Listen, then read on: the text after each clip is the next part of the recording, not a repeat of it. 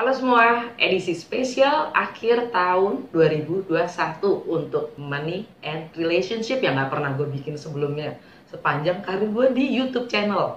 Nah, karena kesempatan kali ini adalah dengan energi semesta yang sangat-sangat mensupport gue untuk bikin ini karena Venus retrograde di Capricorn. Oke. Nah, kita lihat juga bagaimana dampaknya melalui kartu-kartu tarot. Oke.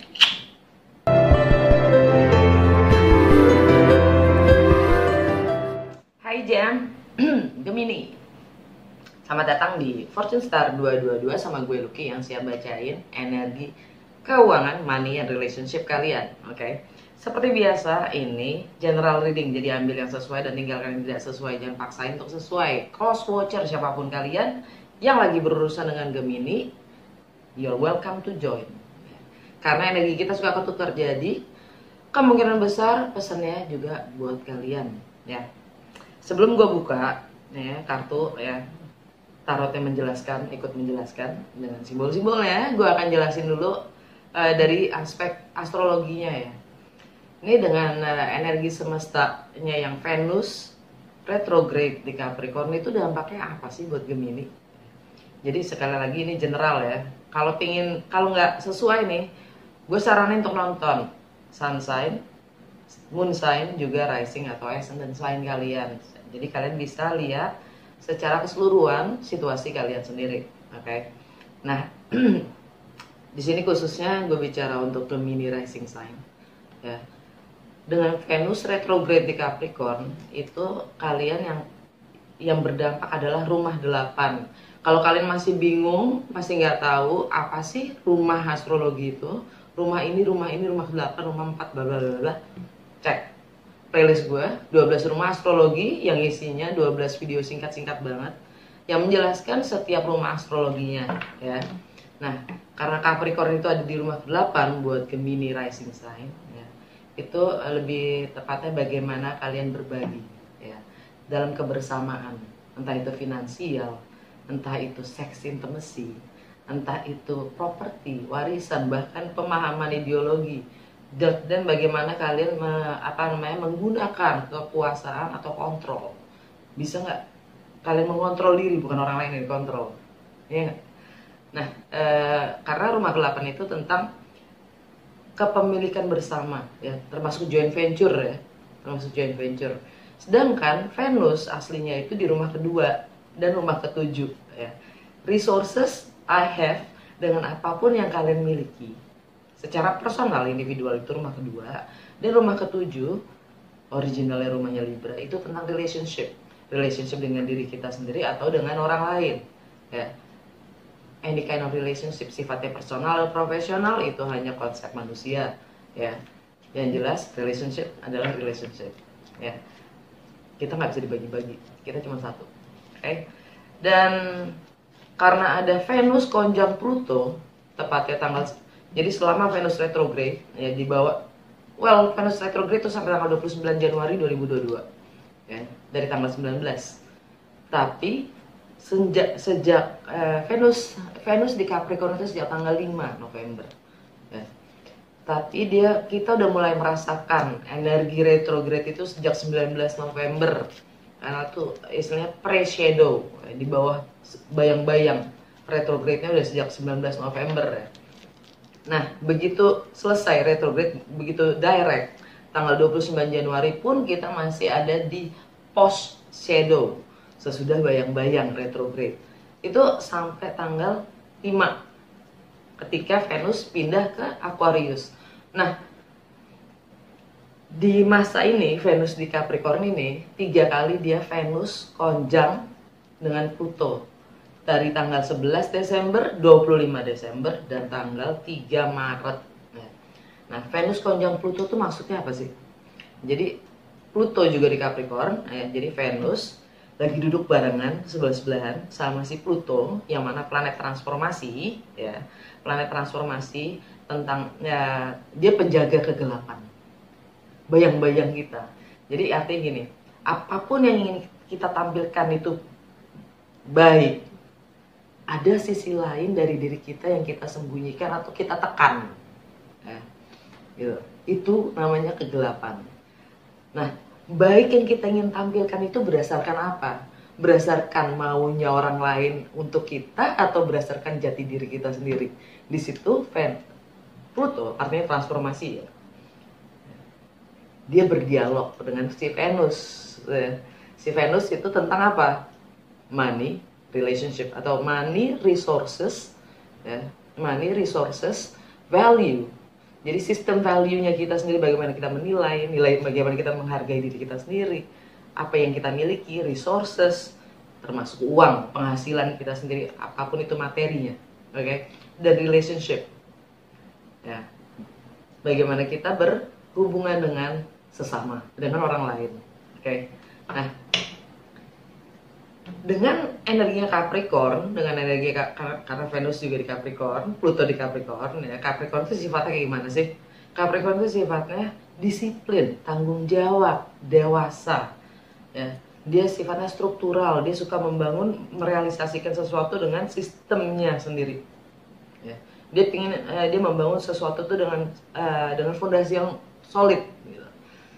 Jadi kalau bahasanya gue, energi Venus di Capricorn itu sama kayak berlian, yang semakin biasa semakin cantik, gitu. Cuman karena ada aspeknya si Pluto, ya, Plutonya ini hanya menanyakan, yang kamu lagi asah diri kamu itu berdasarkan sejatinya diri kamu atau orang lain?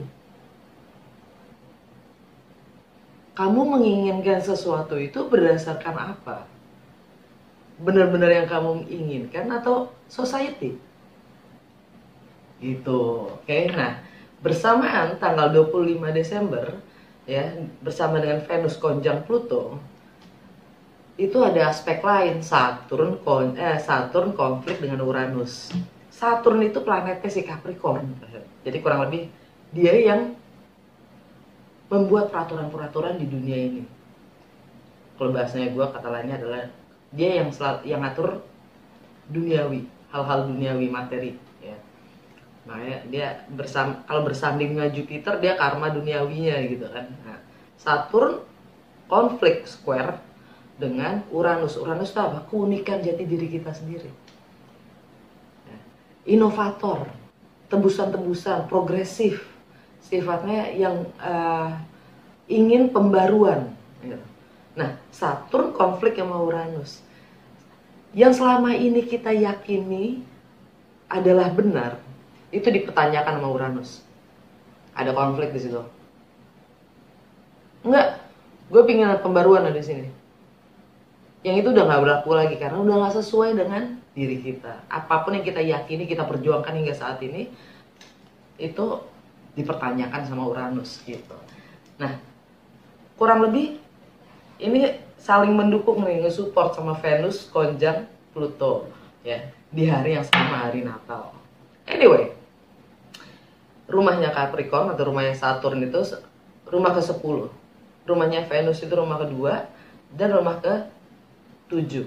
Sedangkan Pluto itu rumah ke-8. Nah, kalian kalau punya berchart kalian di depan kalian lihat di rumah-rumah itu ada planet apa aja. Di situ kalian bisa ngeliat kurang lebih ya dinamikanya kayak gimana gitu ya.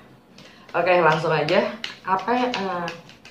Apa yang dampak yang terjadi pada Gemini untuk hal money and relationship di bawah pengaruh Venus retrograde di Capricorn.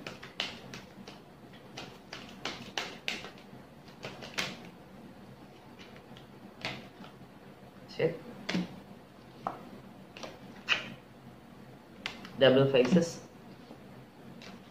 box. Tara, 3 under the deck, alam bawah sadar kalian. 3 ini memori, histori, sejarah. Bisa menjadi pengalaman-pengalaman ya, yang membentuk persepsi dan penilaian kalian, yang kemudian itu malah menjadi karma kalian sendiri yang mengikat kalian.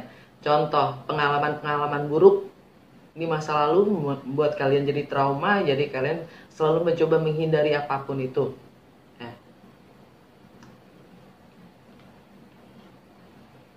Dan jantung bacaan kalian Gemini, kan energi Gemini, two faces.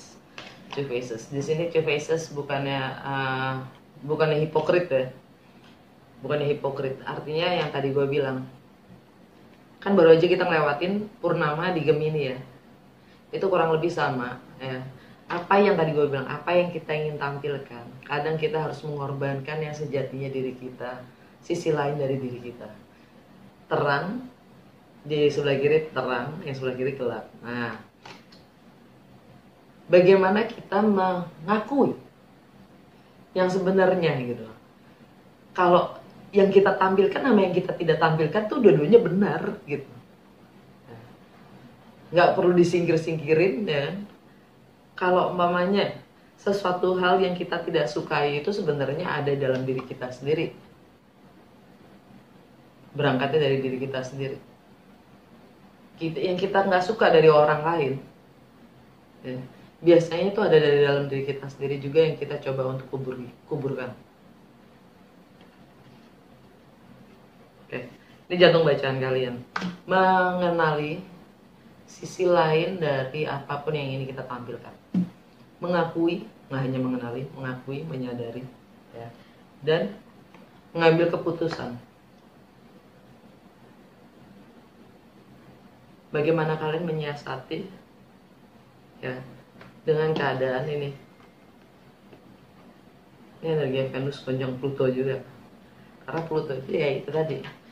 Dia ingin berlian gitu, dia ingin berlian. Si Pluto ini ingin berlian yang kita hasilkan itu benar-benar sesuai dengan keunikan-unikannya kita, sejatinya diri kita sendiri. Punya kecantikannya sendiri gitu. Sebagai berlian, gak semua berlian sama kan. Oke. Udah segitu aja dari Lenormand ya. Langsung ke tarot. Celtic Cross ya. Ini light muse gue pakai. Apa yang Gemini perlu ketahui tentang keuangan dan relationship-nya?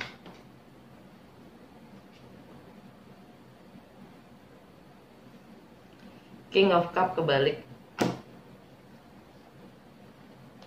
Obstacles atau tantangan kalian, death.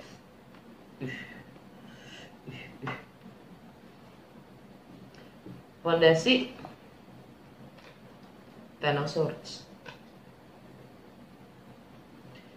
Yang baru saja terjadi, The Fool.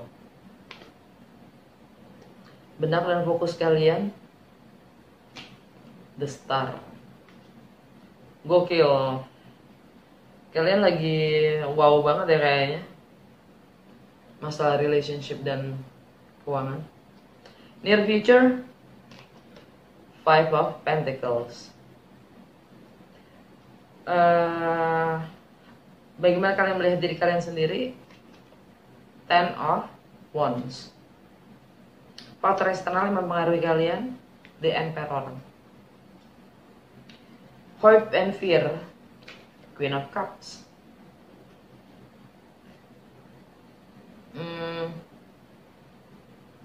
Outcome, Queen of Wands. Alam bawah sadar, Temperance.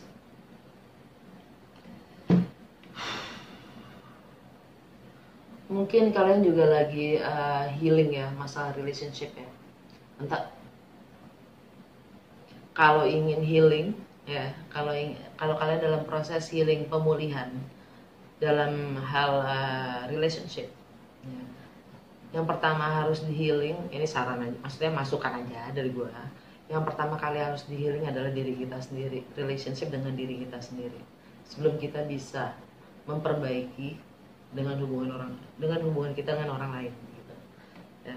Karena kalian dapat Temperance kan, dan ini energi Sagittarius, ada Mars di Sagittarius. Jadi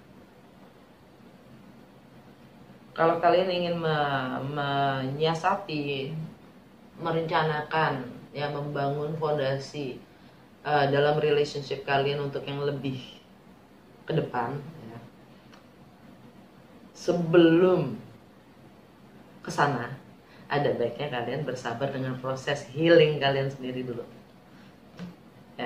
Karena Venus retrograde itu adalah memang kita akan dihadirkan ya dengan energi-energi lama.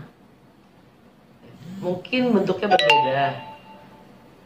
Mungkin bentuknya berbeda ya. Orangnya berbeda. Situasinya berbeda, tapi energinya sama dengan masa lalu. Atau yang masa lalu langsung datang gitu. Ada juga. Tapi yang jelas kita hanya di semesta itu ngasih lihat itu bentuknya bisa peluang, bisa kesempatan, atau bahkan cobaan atau nggak ujian. Itu tergantung bagaimana kita menilai sistem value kita sendiri. Dari pengalaman-pengalaman kita yang lama, pemahaman apa yang kita sudah dapat. Kalau trauma, biasanya kita menghindari. Karena kita belum pulih, kan gitu. Tapi kalau kita udah pulih, kita nggak ada trauma lagi dong. Energi yang sama akan hadir, nggak masalah dong, hadapin, ya kan? Karena kita udah siap, kan gitu. Anyway,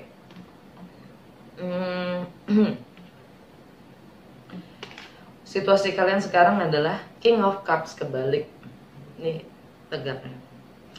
Energi Pisces kebalik. Buat kalian itu di karir, reputasi, ya, status dan long term goal kalian. Ya. Mungkin karena King of Cups itu sifatnya emosional ya, emosional. Dia sangat bijak dalam sisi emosionalnya, dia sangat bijak dan dia sangat bisa mengerti.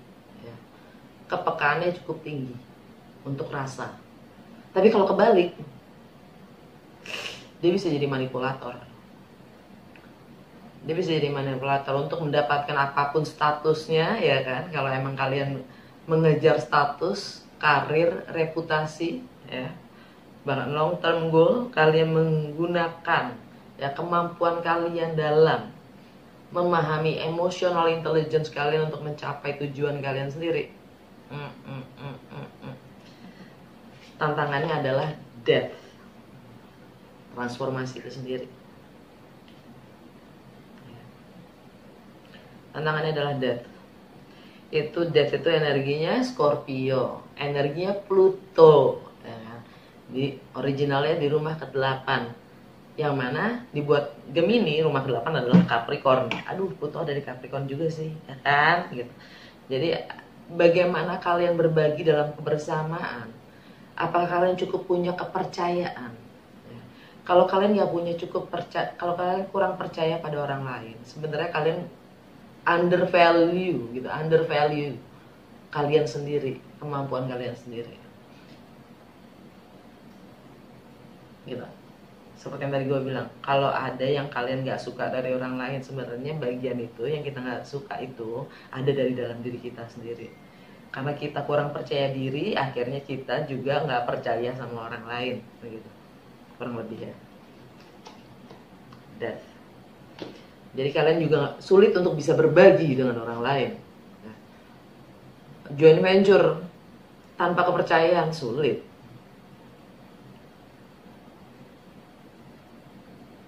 Jadi ini emotional intelligence yang disalahgunakan, ya. King of Cups kembali. Fondasi kalian Ten of Swords. Ten of Swords, energi kalian sendiri.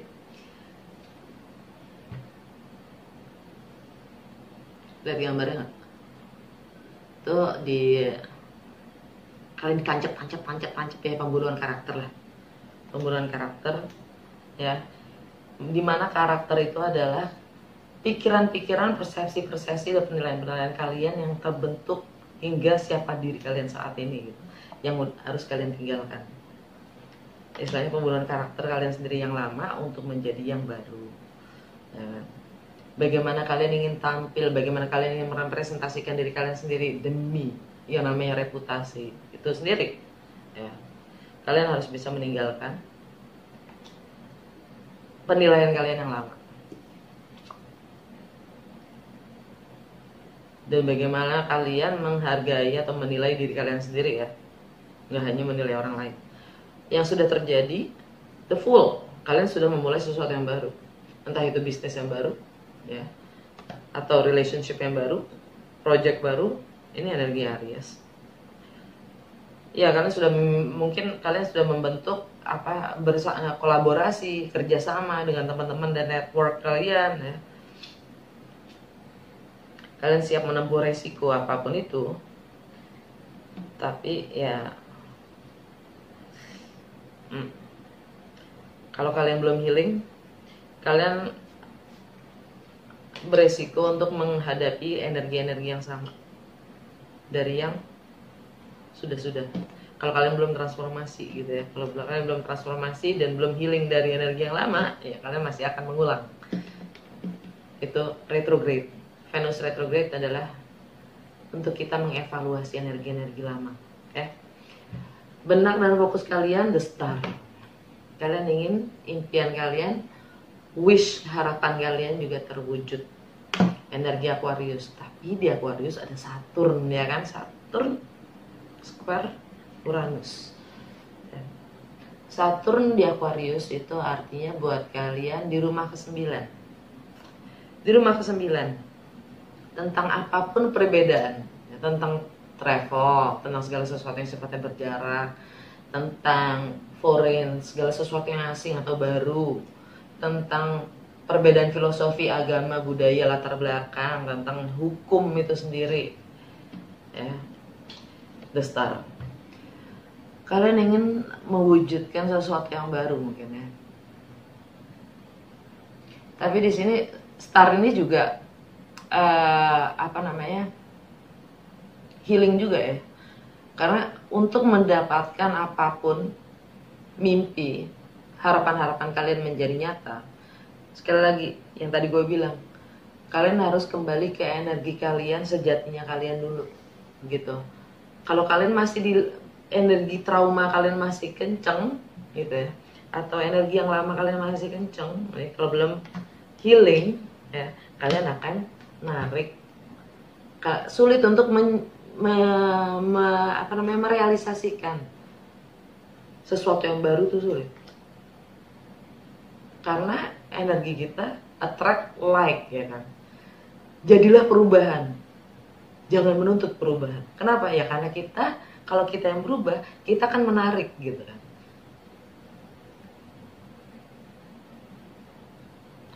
Near future, Five of Pentacles. Kalian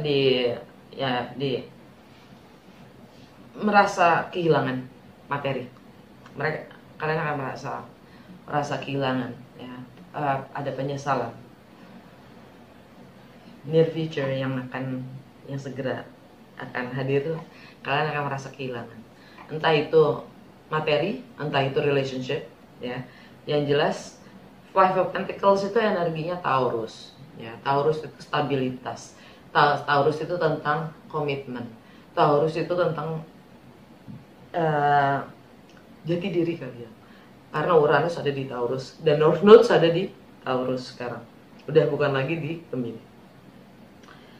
Bisa jadi kalian kehilangan arah. Bisa jadi kalian kehilangan tujuan. Bisa jadi kayak kehilangan percaya diri. Kalian kehilangan stabilitas. Ya, komitmen itu kontrak juga bisa. Ya. Status.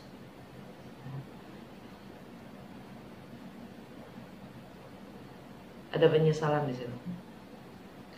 Dan bagaimana kalian melihat diri kalian sendiri? Ten of Wands. Ini energinya Sagittarius. Mars di Sagittarius. Dia pencari kebenaran, dia tentang kebebasan itu sendiri. Yang artinya kalian sudah siap melepaskan apapun itu yang biasanya jadi passion buat kalian. Ya, yang selama ini kalian bangun, kalian eager gitu kan, bersemangat menggebu-gebu, yang selalu menggebu-gebu dan menjadi, bahkan kalian udah ngelotok gitu, kalian udah ngelotok dalam mengerjakan, membangun sesuatu ya, itu kalian lepaskan. Kalian siap untuk bahkan mungkin pindah ya, pindah haluan gitu.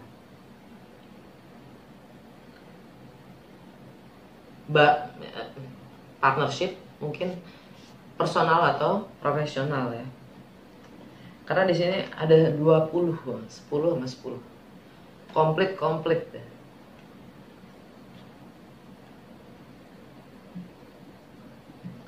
Faktor eksternal, The Emperor, energinya Aries. Kalian akan menyikapi, kalian akan ambil kendali, ya. Kalian akan bersikap pada teman-teman kalian, network kalian, ya. Kalian akan menjadi aspirasi. Kalian akan memberi kontribusi kepada sekitar kalian sendiri tentang apa yang bagaimana kalian menyikapi segala sesuatunya. Kalian akan ambil sikap lah. Di Hope and Fear, Queen of Cups. Ini energi Cancer.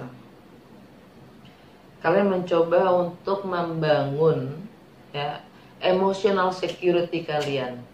Ya. Nilai harga diri atau bahkan self worth kalian. Karena kalian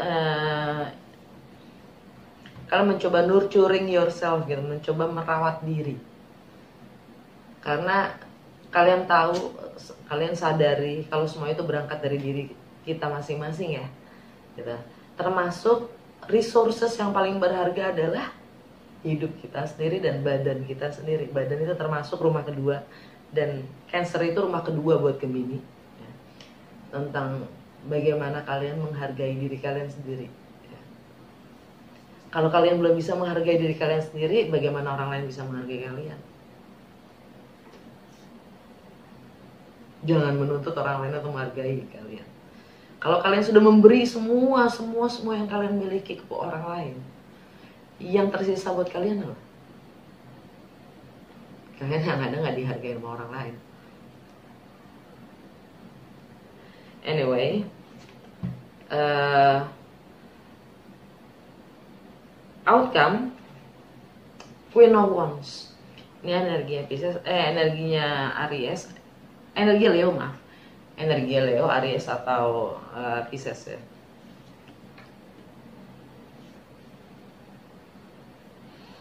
Kalian lebih, outcome-nya kalian akan lebih punya kepercayaan diri ya. Dalam pemahaman-pemahaman yang baru, dengan lahir menjadi orang baru ya. Kepribadian yang baru, dengan pemahaman-pemahaman yang baru, kalian akan lebih optimis. Kalian lebih ambisius dan tahu bagaimana menghargai diri kalian sendiri dan akan tampil mencapai target yang kalian inginkan. Keren.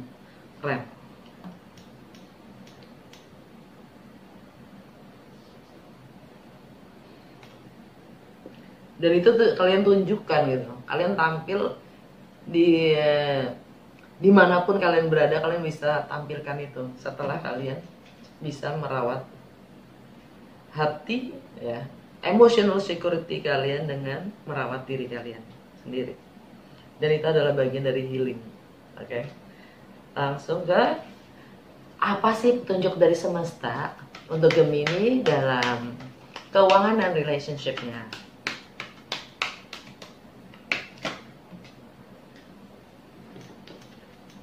TikTok, a leg up.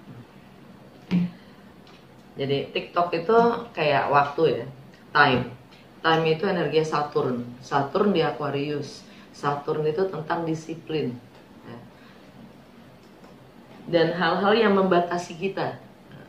Padahal di sini TikTok itu ya seakan-akan kita merasa dikejar-kejar. Nggak ada loh yang ngejar-ngejar. Serius, nggak ada yang ngejar-ngejar kalian. Itu hanya perasaan sugestinya kita doang dikejar-kejar oleh apapun kesempatan, peluang. Padahal ya semuanya itu yang terjadi di sekitar kita, realitas itu menyesuaikan bagaimana kita selaras dengan diri kita sendiri, akal, batin, dan hati kita sendiri, dan body kita. Di saat kita udah penuh healing ya, kita yang menentukan realitas itu sendiri. Realitas itu yang menyesuaikan kita. Tapi kalau kita dipenuhi dengan kekhawatiran, ketakutan, yang mana itu dari Saturn itu sendiri, ya, karena Saturn tugasnya itu kan memberi peraturan. memberi batasan. Kalau kita, dan Aquarius di rumah 9 ya buat kalian, itu tentang bagaimana kalian melampaui batas-batas kalian sendiri. Oke? Dan alam bawah sadarnya, kalau kalian butuh bantuan, jangan segan-segan untuk minta bantuan. Ya, kalian nggak hidup sendiri di dunia ini, jadi nggak perlu juga melakukan semuanya sendirian, ya kan? Ya kalau kalian butuh konsultasi sama gue, kontak gue aja, ya gitu, ada tuh di box description. Oke? Ya udah, segitu aja. Semoga resonate dan berguna untuk yang merayakan selamat hari Natal, dan untuk semua selamat tahun baru.